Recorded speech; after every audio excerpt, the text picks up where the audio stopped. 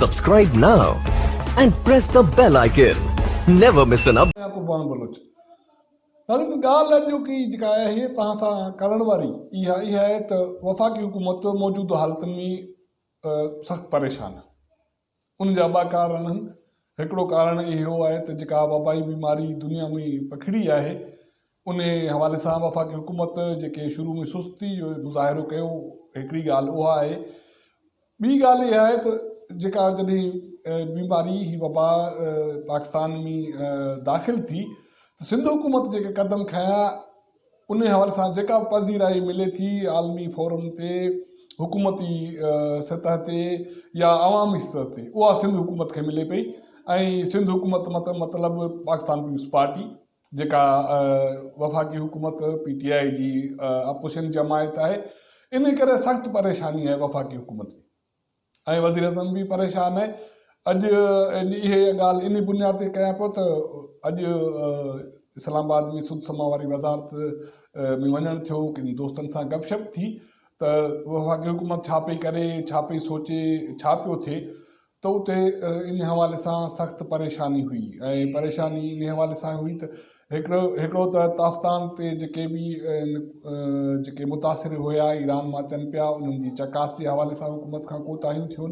ऐं उहे standard wise शयूं न आहिनि थियूं, जंहिंजे करे जेके मुतासिर माण्हू आहिनि उहे पाकिस्तान पहुता। उन खां पोइ ही वबा फैली आहे। ऐं ॿी कोताही इहा थी आहे त जेके सुद समाज में ज़िम्मेवार माण्हू आहिनि उहे ॿुधाइनि था त कुझु ॾींहं अॻु में जॾहिं कराची में कुझु केस ज़ाहिर थिया ऐं हिकु अधु केस कोई सखर में जॾहिं ज़ाहिर थियो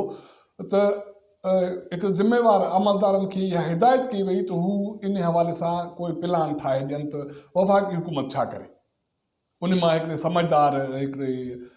जेको ऑफिसर आहे उहा इहा तजवीज़ ॾिनी, प्लान कंटीजन प्लान ठाहे ॾिनो त वज़ीर आज़म फौरी तौर ते हिकिड़ी टीम वठी सखर पहुचे। उन में BISP चेयरपर्सन हुजे,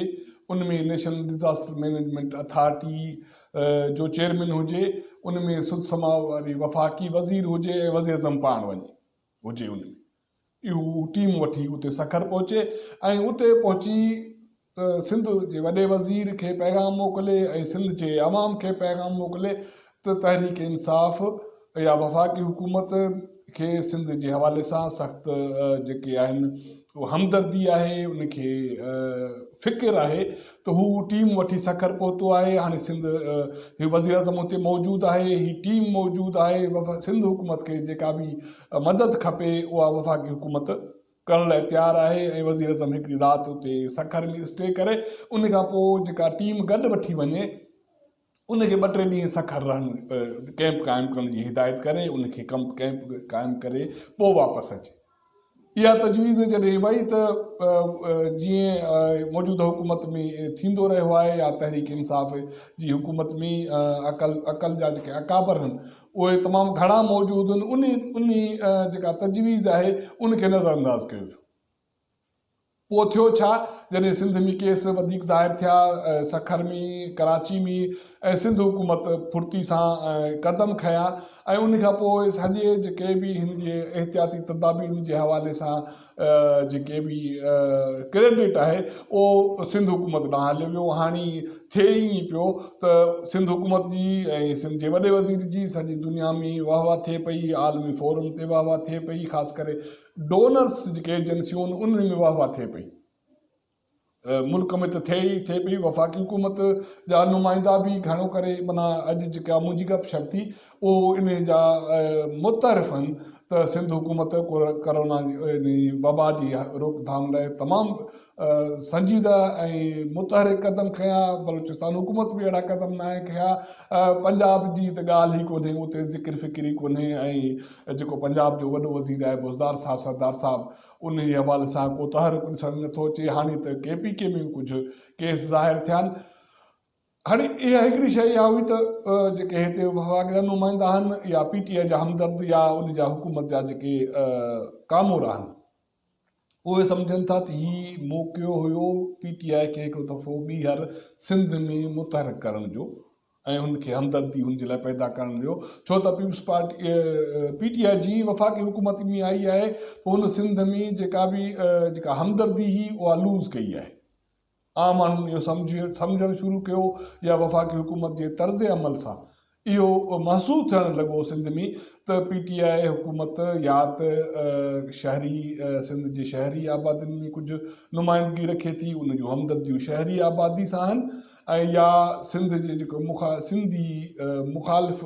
या सिंध जे जेके वहदत ख़िलाफ़ जेके धुरियूं आहिनि उन्हनि सां आहिनि या उहा पंजाब जी हुकूमत आहे या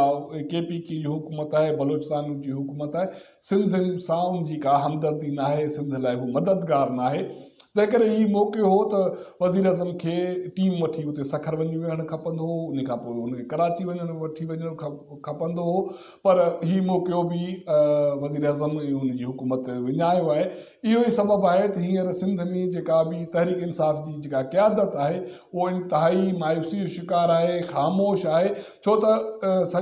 जेको सॼो हिन अमल जो क्रेडिट आहे उहा पीपल्स पार्टी खणी वई आहे हाणे हुननि वटि ॻाल्हाइण लाइ कुझु आहे कोन छो त वफ़ाक़ी हुकूमत ज़बानी कलामी ते शयूं चयूं आहिनि पर हींअर ताईं के बि अमली क़दम सूबनि में या सिंध हुकूमत में उन जा ॾिसण में नथा अचनि तंहिं करे हाणे हिन वटि PTI वटि कुझु ॿुधाइण लाइ न आहे ॿियो जेको अहम फ़िक्र आहे उहो वफ़ाक़ी हुकूमत खे इहो आहे त हाणे सिंध हुकूमत हिकिड़ो त क्रेडिट खणी वई हीअ जेका वबा आहे उनजी तदाबीर जे हवाले सां उन में यकीनी तौर ते कुझु कोताहियूं हूंदियूं कुझु शयूं ज़रूरु हूंदियूं पर उन खां पोइ जेका आलमी इदारनि उनखे रिकग्नाइज़ कयो आहे त हाणे इमदादी जेको इमदाद जी रक़म आहे उहा बि सिंध हुकूमत खे मिलणु शुरू थी वई आहे जेके आलमी डोनर एजेंसियूं आहिनि उन जॾहिं बि हिकिड़ा कुदरती आफ़तूं हूंदियूं आहिनि त उहे मुख़्तलिफ़ ख़ितनि में उहे मदद फ़राहम कंदियूं आहिनि माली हाणे अॼु बि इन हवाले सां मुंहिंजे ख़्याल में आलमी मालियाती इदारनि हिकिड़ो ऐलान कयो आहे उन में वॾी 35 करोड़ जी रक़म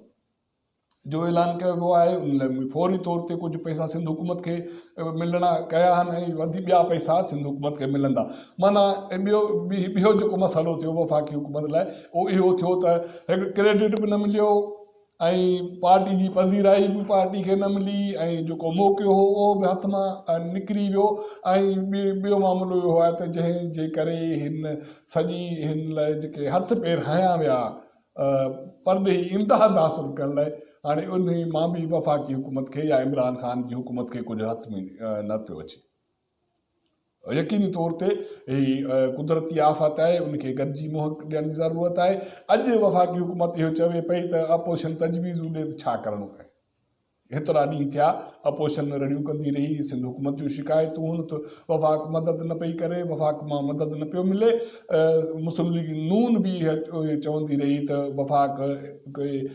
संजीदा क़दम वफ़ाक़ी हुकूमत न पई खणे पर अॼु वफ़ाक़ी हुकूमत चवे पई त वफ़ाक़ मदद करण लाइ तयारु आहे पर वफ़ाक़ कहिड़े सेंस में कीअं मदद करे पियो कुझु बि न आहे बाक़ी ताफ़तान वारो जेको अमल आहे उन लाइ हींअर ताईं बि वफ़ाक़ जी कोताहियुनि खे ज़िम्मेवार करार ॾिनो पियो वञे जेतोणीक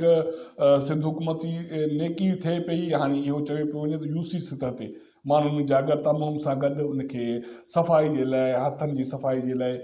साबुण ऐं ॿियूं जेके लवाज़मात शयूं फ़राहम कयूं वेंदियूं हाणे उन लाइ इहो ज़रूरी आहे त सिंध हुकूमत इनखे यकीनी बणाए त अवामी जागरता मुहिम जे सां गॾोगॾु इहे शयूं जेके ॾिनियूं वञनि थियूं इहो अवाम ताईं पहुचनि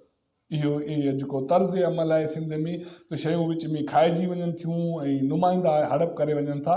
इन लाइ ज़रूरी तौर ते एहतियाती तदाबीर क़दम खणणा घुरिजनि ऐं ॿियो जेको लॉकडाउन वारो जेको अमल आहे इन में इहो ज़रूरी आहे त जेके दिहाड़ी कमाईंदड़ आहिनि जेके ग़रीब तबिको आहे ऐं उन्हनि ते जेके